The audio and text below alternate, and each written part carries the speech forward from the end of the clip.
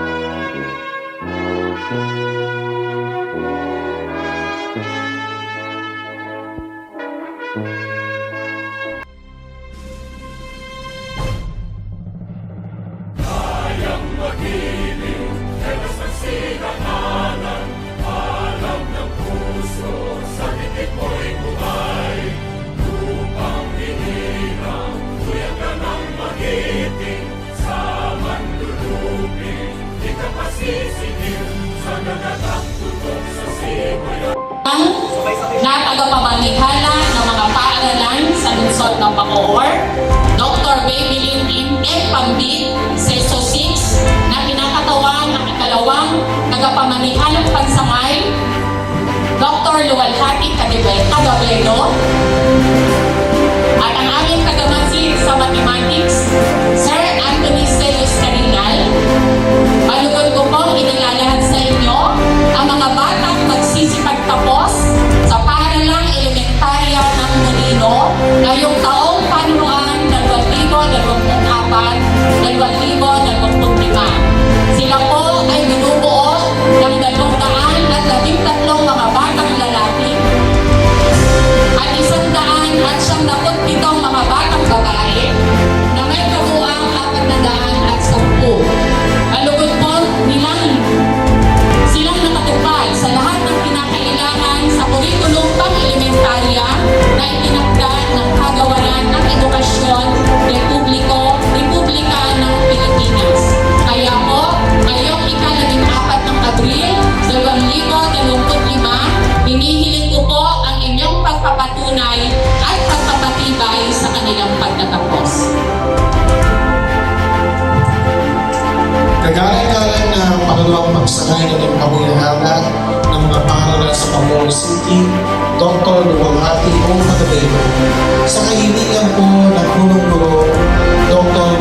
Benita Morabello, ay pinapatunayan ko bilang pagsangay ng inuwasin ng paaralan na kasi nilang natupad ang mga kinakailangan sa pagtatapos ng kurikulum pang-elementarya na itinakda ng Kagawaran ng Edukasyon Republika ng Pilipinas.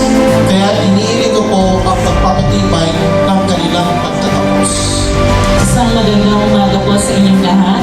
Base po sa pagpapakilala ng inyong punong guro, Dr. Benita Morabello, at sa pagpapatunay ng inyong Education Program Supervisor, Teachers in Mathematics, at the same time, Parent Supervisor, Dr. Anthony Celos Carinal, na kayong lahat dito sa paaralang elementarya ng Molino ay malugod na nakasunod sa itinakda ng Kagawaran ng Edukasyon, Kurikulum pang-elementarya, at sa bisa ng kapangyarihang iginawad sa akin ng Department of Education at sa ngalan ng ating Schools Division Superintendent Dr. Babylin Pambit, Seso 6, ngayong araw na ito dito sa Main Square, April 14, 2025, ay pinagtitibay ko ang inyong pagtatapos.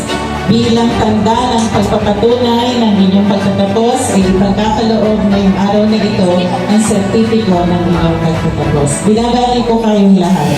Congratulations!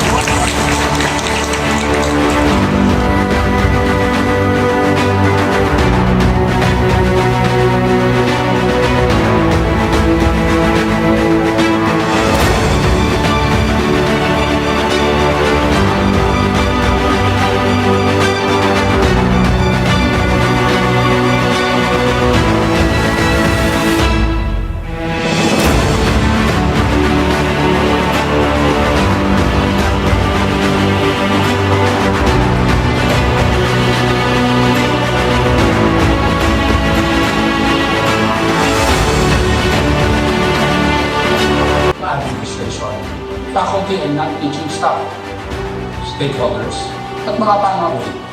Higit sa lahat, binabati natin ang mga magsisipag tapos mula sa paaralan natin. Ang kanilang mga magulang at pamilya nakabahagi ng kanilang karunungan. Ay sa puno ninyo, kami sa paghahangad ng isang magandang kinabukasan para sa ating mga na makakamit natin sa mga magitan ng brutalidad at abot kayang edukasyon at kaya. Ito po ay tuloy-tuloy natin ihahatid bilang inyong mga lingkod bayan. Liwanag at mas maganda ang kinabukasan. Bilang isang ina, ramdam ko po ang saya at pasasalamat ng mga magulang na narito ngayon. Kaya naman kasama ng ating mga graduates na naglaan ng oras at pagod sa pag-aaral ang araw na ito.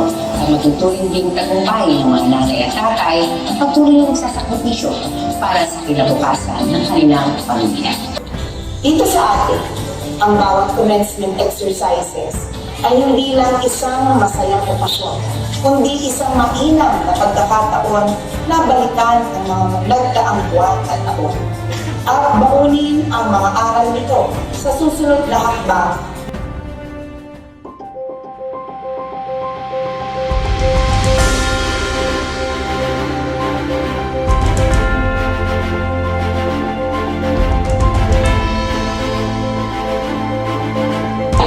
Where she continues to impact the evolving landscape of media with integrity, insight, and innovation. Her career began at 25, where she served as junior correspondent and media conference host from 2019 to 2024. Her trajectory reflects her unwavering dedication to truth, storytelling, and public service, hallmarks of ethical journalism. Beyond the newsroom is a dynamic host, model, actress, and beauty queen. Her communication prowess extends to live reporting, mobile journalism, interviewing, public speaking, and stage performance.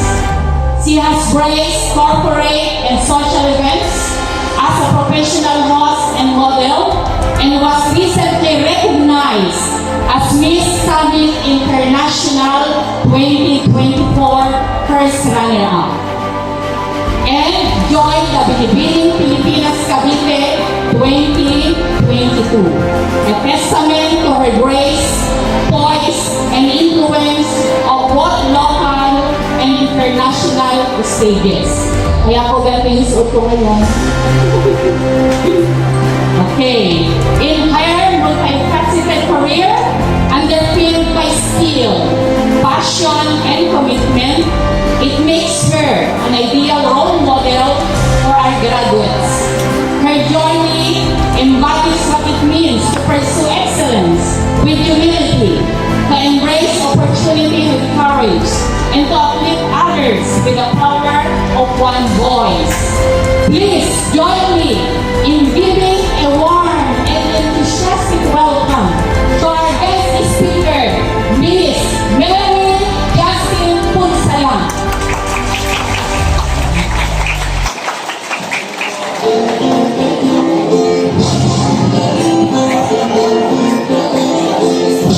Sige na ako na kids. Graduate na kayo ng grade 6. Congratulations din sa lahat ng mga buwan ng Budina Elementary School. Isa na naman pong school year ang lumipas, yes. At sa mga magulang sa likod, congrats! 6 years done, 10 more to go! There were 40 of us, lahat ng magaganda, lahat may achievements. At kung hahinayaan ko yung sarili ko na malungkot kasi mas maganda sila, kasi mas sikat sila, baka umpisa pa lang, malungkot na ako.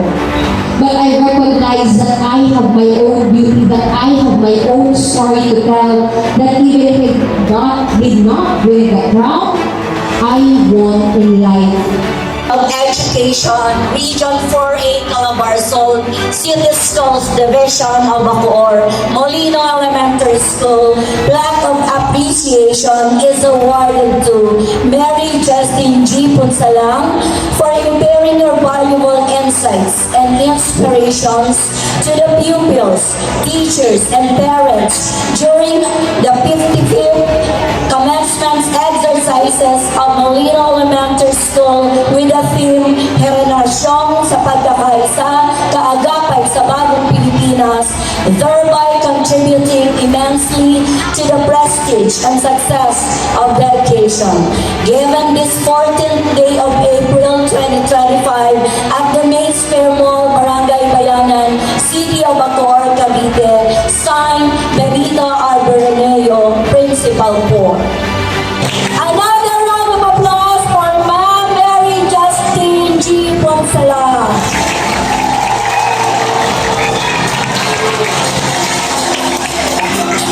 Ang mga taong laging nandiyan para sa atin, tinanggap na sino man tayo, hindi tayo hinusahan at umuunawa sa atin. Ang mga kaibigan na nagpapasaya, ang mga kaklase na sumasama sa clinic kapag masama ang ating pakiramdam, ang mga magulang na walang sawang nag-aaruga. Stress at mag-review for the test ay natapos na. I hope na lahat ng matutunan natin agalit at magandang ugali ay madadala natin sa grade 7 at magagamit sa pag-abot ng ating mga pangarap. Ibabalak natin ang ating mga nagawa sapagkat bawat hakbang na ating tinahak ay bunga ng ating determinasyon. Palagi alalahanin natin ang mga aral na ating natutunan dahil ito ang magiging gabay sa paglalakbay sa hinaharap. Mula sa aming mga guro, magulang at mga kaibigan, sila ang nagsilbing ilaw sa aming landas. At sila rin ang nagturo sa amin ng tunay na kahulugan ng pagkakaisa at pagtutulungan. Sa kanilang mga gabay, natutunan namin na ang bawat hakbang Ang mga taong laging nandiyan para sa atin, tinanggap na sino man tayo, hindi tayo hinusahan at umuunawa sa atin. Ang mga kaibigan na nagpapasaya, ang mga kaklase na sumasama sa clinic kapag masama ang ating pakiramdam, ang mga magulang na walang sawang nag-aaruga. Sa paaralang elementarya ng Molino, ay tataglayin ko ang alaalang dito na buksan ang aking isipan taglay. Sisikapin kong mamuhay ng malinis at parangal upang magamit sa paglilingkod sa dakilang lumikha sa aking bayan at sa aking kapwa. Ipagpapatuloy ko ang mabubuting asal upang maging magandang halimbawa sa mga susunod pang sari ng aking lahi.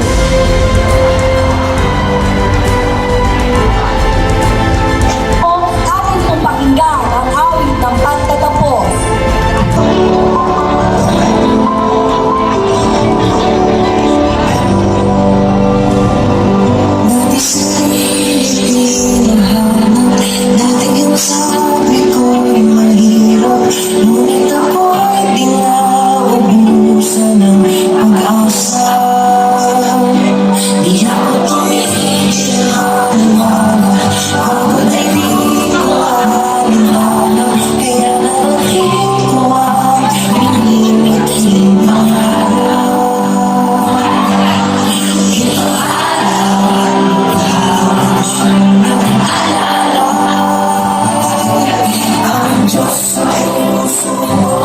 Siyang naging gabay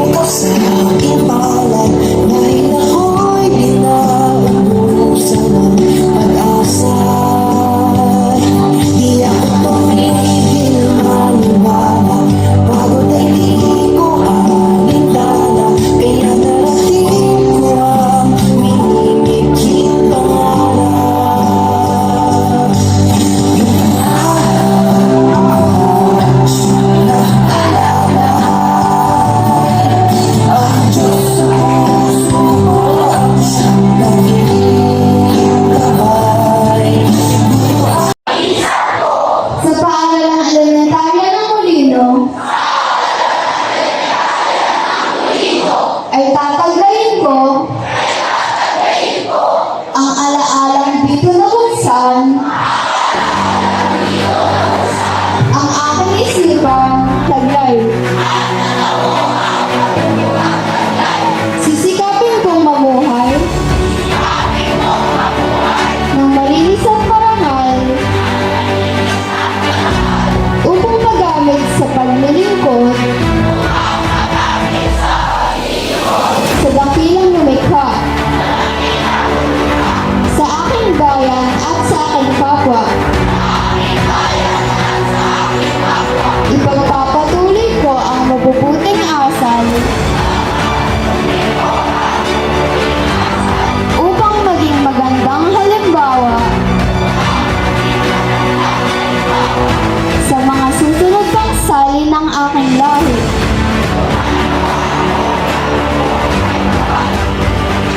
O para sa kapakasampayan. Ang pagtatapos ay isang makulay na pagdiriwang ng tagumpay, ngunit ito isa rin pagkakataon upang magbigay pugay sa lahat ng nagbigay ng suporta at gabay sa ating bayan at ang kanilang mga magulang at mga guro. Sa pagtatapos ng ating pagtungkulan, ating pakinggan ang pangwakas na pananalita mula kay Ashley K. Viviani, ginagawa mula sa batang nagsipagtapos. Ang lungsod ng Bacoor sa mga nakapuno ng barangay Muli, sa aming mga guro, sa mga guro, sa ibang kawali ng paaralan, sa paruan ng SPTA, sa mga kawauli, sa lahat ng tumulong upang ang pagtutunan ng pagtatapos na ito ay maging ganap na mabutan. At lalong-lalo na sa ating poong may kapal.